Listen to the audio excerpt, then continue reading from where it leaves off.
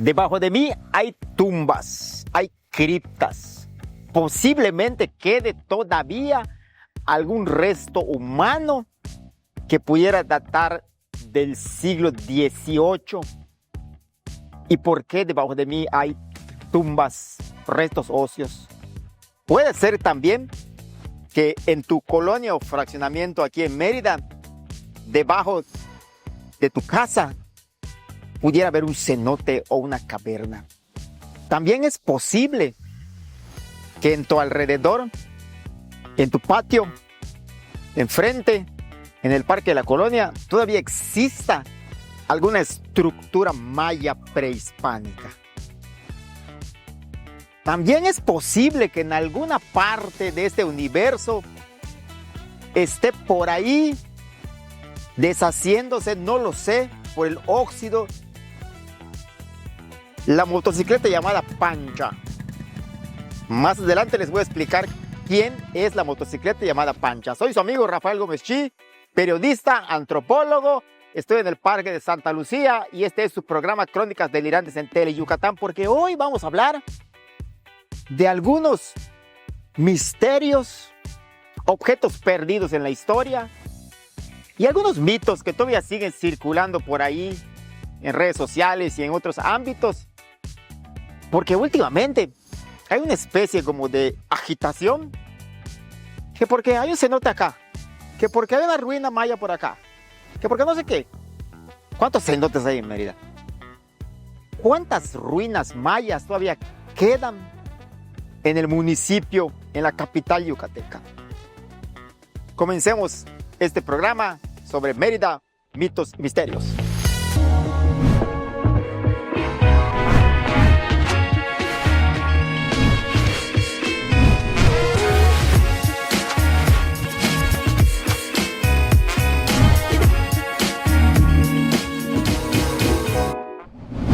El Parque de Santa Lucía se ha convertido en uno de los lugares más icónicos de la ciudad, no solamente porque su belleza, que nos recuerda el pasado colonial de la ciudad de Mérida, está, diríase, casi intacta. No sé, porque el obelisco a don Sebastián Molas está roto ahí en la punta y creo que ya no están aquí los restos de Sebastián Molas. Pero lo que mucha gente ignora y lo que mucha gente no sabe, porque en este tema de redes sociales a veces se ignora, es que debajo de mis pies está lo que fue el antiguo cementerio de la ciudad, que se usó hasta noviembre de 1821, con la última persona que fue sepultada acá, que creo que fue un niño, un menor de edad, el 3 de noviembre de 1821. Y durante mucho tiempo este lugar se llenó de tumbas, cadáveres, y hoy nos parece en el centro de la ciudad, pero imagínense la ciudad en el siglo XVII, XVIII, aunque por aquí hubo arcos que se fueron construyendo en esos siglos, pues no era un lugar, digamos, cercano a la gente. Sin embargo, la ciudad fue creciendo y el Reino de España ordenó al gobernador de Yucatán que empezara a idear la reubicación del cementerio por un tema de salud pública. Y fue ese asunto que se fue moviendo, se fue buscando, pero tardó como 40 o 50 o creo que hasta 60 años en que se mueva el cementerio, de tal manera que todavía en este lugar quedan algunas de las tumbas que se fueron sepultando por la pavimentación de la ciudad, por la construcción de más predios, de más casas, por el crecimiento de la ciudad. De tal manera que Santa Lucía tiene debajo de sí ese misterio relacionado con la muerte, con los restos humanos. Y no faltará quien diga, en Santa Lucía espantan. Sí espantan, pero a veces por los precios de algunos restaurantes. Pero olvidemos eso. No hagan caso de lo que acabo de decir. Y ese tema de qué hay debajo de nuestros pies, más los sucesos recientes en la ciudad, me llevó a investigar cuántos cenotes hay en la ciudad de Mérida o en el municipio de Mérida? Porque como les iba comentando hace unos momentos, hay como una especie de, digamos, alarma en redes sociales sobre el tema de los cenotes. Con las recientes lluvias, creo que ahí por la Canec, donde están hoy las instalaciones del Poder Judicial, pues en que se suaviza el piso por la humedad, un árbol se fue, se abrió un cenote. Recordarán hace creo que un par de años, un par de años, en el municipio de Cagua, en el centro de la ciudad, se desfondó el cenote y se tragó el árbol y quedó abierto. La dolina quedó abierta, que es el nombre que le dan a los cenotes en otras partes. Y esto me llevó a investigar cuántos cenotes hay realmente en Mérida. Según los datos oficiales registrados por las autoridades municipales, hay 182 formaciones kársticas. Es decir, ¿qué es una formación kárstica? Son formaciones geológicas que se originan por el desgaste de la piedra caliza al pasar la lluvia, los vientos, el tema de la erosión. Y recuerden ustedes que lo que predomina en Yucatán es la piedra caliza. De tal manera que en el registro hay 182 estructuras kársticas, o sea, este tipo de geoformas. ¿Y saben cuántos cenotes están contados de manera oficial? 153 cenotes. Una aguada y el resto son cavernas que hay en la ciudad. Por lo tanto, no nos extrañe que cuando caen aguaceros de gran intensidad, el agua naturalmente surja o impida que el agua de lluvias desaloje por completo en la ciudad.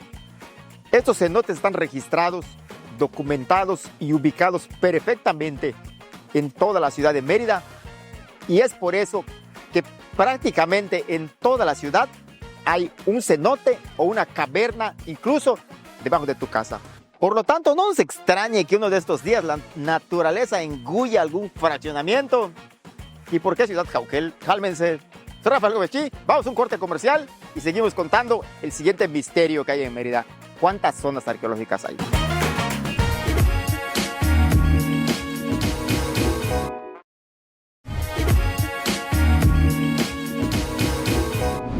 Amigas, amigos, qué bueno que continúan con nosotros aquí en su programa Crónicas Delirantes en Tele Yucatán. Recuerden la transmisión los martes a las 7:30 de la noche, con repetición los domingos a las 7:30, y después de la repetición, obviamente, para que ustedes sepan, estará el capítulo disponible en el canal de YouTube, para que todos podamos disfrutar de estas narraciones. Y volviendo a lo que le estaba diciendo, estaba abordando el tema de los cenotes. 153 cenotes registrados de manera oficial, distribuidos por toda la ciudad, por todo el municipio, lo que nos habla de que estamos efectivamente sobre una roca de piedra caliza.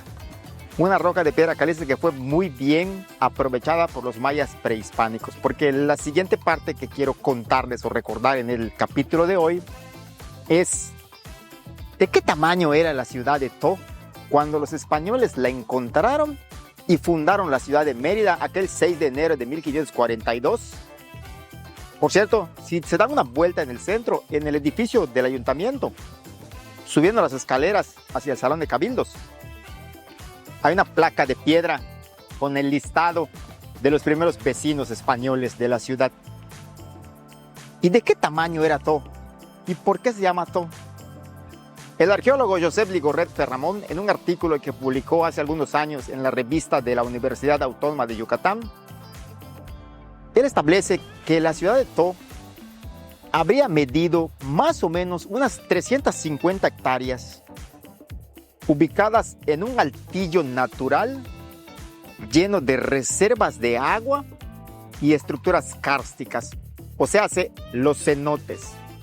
En otros capítulos de Crónicas Delirantes les he contado, por ejemplo, que debajo del altar de catedral hay un cenote. Significativo que hayan hecho la catedral en ese lugar, para que pudieran los españoles meter su religión en el pensamiento de los mayas. Una esquina más allá, hacia el sur, sobre la 65 con 60, donde está hoy la tienda de Woolworth. Ustedes la conocen por otro nombre, pero nosotros, los que somos de la High Life, le llamamos Woolworth. Hay otro cenote en la esquina. En el mercado, ya les mostré la ubicación del cenote del cual se aprovechó el agua más limpia y pura de la ciudad, que es donde estuvo la ciudadela de San Benito. Y el arqueólogo Ligorret nos narra que lo que encontraron los españoles en esta ciudad fueron 5 cerros de gran tamaño distribuidos en lo que hoy es el cuadro, el centro de la ciudad, y que probablemente de ahí se haya extraído el nombre de To en relación a los cinco cerros, y ha documentado también por varios lingüistas. Y se documenta que la ciudad era tan grande que pudo haberse sido comparada con Uxmal, Chichén Itzá o Izamal. Ya hemos ido a Izamal a hacer programas para televisión y programas para Crónicas de Delirantes, y les hemos contado, incluso conversamos aquí en Teleyucatán con el cronista Miguel Vera Lima, que nos hablaba que en Izamal, inclusive en el patio de la casa de los izamaleños, hay vestigios arqueológicos. Están todavía los cerros Quinichcamó y otros más que todavía quedan en la ciudad. Pero en Mérida, esos 5 cerros, durante el periodo de la colonia, inclusive hasta el siglo XIX, creo que Stephens todavía narra cómo encontró algunos de esos vestigios españoles. Todos estos cerros fueron destruyéndose o deshaciéndose porque sirvieron de cantera para construir los edificios con los que los españoles fundaron la ciudad.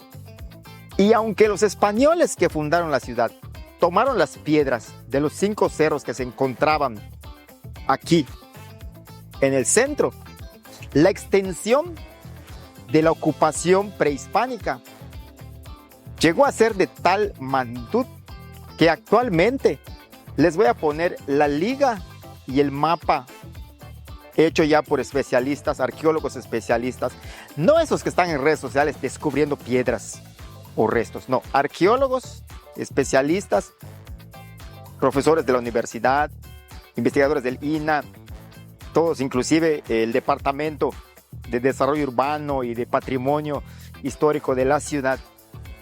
Hay registrados 212 sitios arqueológicos actualmente en el municipio de Mérida. Es decir, donde te voltees en la ciudad, donde te vires en la ciudad, van a encontrar alguna estructura, algún vestigio que antiguamente fueron llamados ruinas o restos de lo que fue la gran ciudad de To o Ixcancijó, que según Barrera Vázquez se habría movido hacia lo que hoy es Chablecal y todo ese asunto.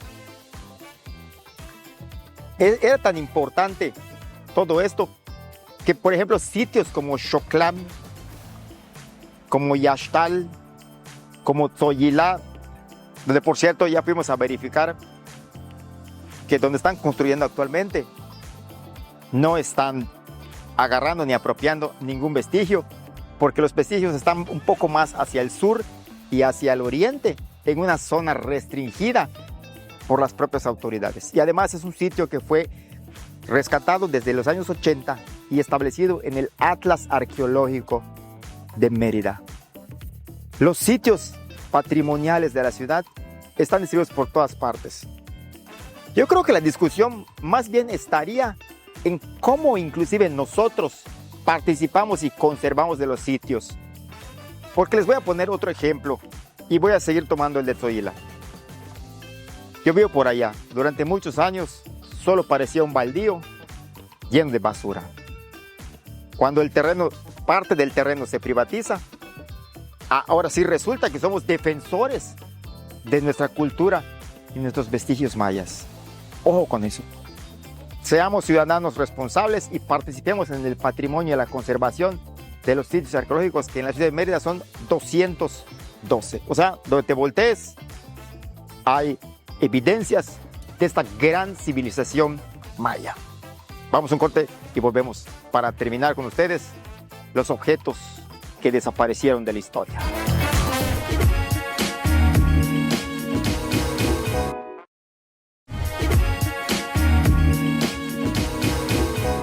Qué bueno que continúan acá en su programa Crónicas de Lirandas en Tele Yucatán. Estamos hablando de las cosas que a veces pueden parecernos como mitos o misterios de Mérida. ¿Cuántos cenotes hay? ¿Qué tamaño tenía la antigua ciudad de To? ¿Y cuántas estructuras o sitios o vestigios arqueológicos quedan aún en la ciudad? Ya definimos que de los 182 elementos kársticos, o sea, geoformas de la piedra caliza, 153 son cenotes, una aguada y el resto son cavernas. Y hay 212 sitios o vestigios arqueológicos en la ciudad. Pero también hay ciertos objetos que han formado parte de la historia de los yucatecos y que no sabemos dónde están ni cómo es que se perdieron. El primero de ellos, el primer reloj público que se instaló en la ciudad de Mérida. A veces pensamos en la torre sur de la catedral hay un reloj que fue hecho en Londres y que actualmente está en desuso, no se ha reparado. Y a veces pensamos que fue el primer reloj público, pero no. El primer reloj público fue instalado en el convento mayor que estuvo en las ciudadelas de San Benito a principios del siglo XVII por Fray Fernando de Nava, que lo manda a pedir de Europa. Y como era el centro neurálgico de la ciudad, pues era el que llevaba el tiempo o regulaba las actividades de los meridanos y tenía y cobraba importancia en ese tiempo un reloj público. Hoy los relojes públicos son más que nada adornos o recuerdos de esas épocas, porque ya el tiempo lo medimos de otro modo, lo contamos con tu teléfono celular, inclusive los relojes de pulsera ya son meramente adornos estéticos en las personas, porque todo lo regula el teléfono celular. Tu alarma para dormir, tu alarma para despertarte, tu alarma para cocinar, para lo que sea, utilizas eso. Ese reloj público que estuvo allá funcionó durante 200 años y después fue trasladado a la ciudad de Izamal y se colocó en la parroquia de Izamal. Y ahí funcionó hasta finales del siglo XIX, cuando en 1885 volvió a ser otra vez un objeto, digamos, echado a perder, que el obispo Crescencio Carrillo y Ancona rescata y lo manda a traer aquí en la ciudad de Mérida para que se exhiba en el Museo Yucateco. El Museo Yucateco estuvo donde hoy está la Biblioteca Central de la Universidad Autónoma de Yucatán. Aquí en las calles 60 con 57 está el edificio de la UADY. Cuando ustedes entren, la biblioteca está a este lado y en este lugar funcionó el Museo Yucateco. Y ahí estuvo exhibido el primer reloj público. Después pasó a mejorar el museo. Siguió el reloj ahí. Después pasó a la parte de una parte del Macay, de lo que hoy, bueno, de lo que fue el Museo de Arte Contemporáneo y hoy es Museo de las Cosas Mayas. Y de ahí seguía el reloj. Luego pasó a la iglesia de San Juan de Dios, que es la que está al lado de la Catedral La Roja, y hasta ahí seguía viéndose el primer reloj público. Pero de ahí, cuando cerró el museo en ese lugar, el primer reloj público desapareció. Simple y sencillamente nadie sabe dónde quedó ese museo. Otro objeto que nadie sabe dónde quedó es el famosísimo kiosco que estuvo en la Plaza Grande. En la Plaza Grande primero se instaló una fuente con una escultura que le llaman la Negrita, porque aunque era de bronce fue pintada de negro y fue reubicada en lo que hoy es el Parque de San Juan. Después de esa fuente, en el mero centro, donde hoy está la Sabandera, se instaló un kiosco de madera para las retretas dominicales. Ahí actuaba la banda de música y los yucatecos iban a escuchar ya música, se divertían y todo ese asunto. Un día, en tantas remodelaciones de la plaza, desarman el kiosco y nadie sabe dónde acabó. Algunos pensaban que era el que está en el Centenario, pero el del Centenario ya vimos que no es el kiosco de la plaza. Ese fue traído de los Estados Unidos. Otro objeto que ya se perdió fue el primer automóvil que llegó a Mérida. Fíjense, detrás de mí hay una calesa.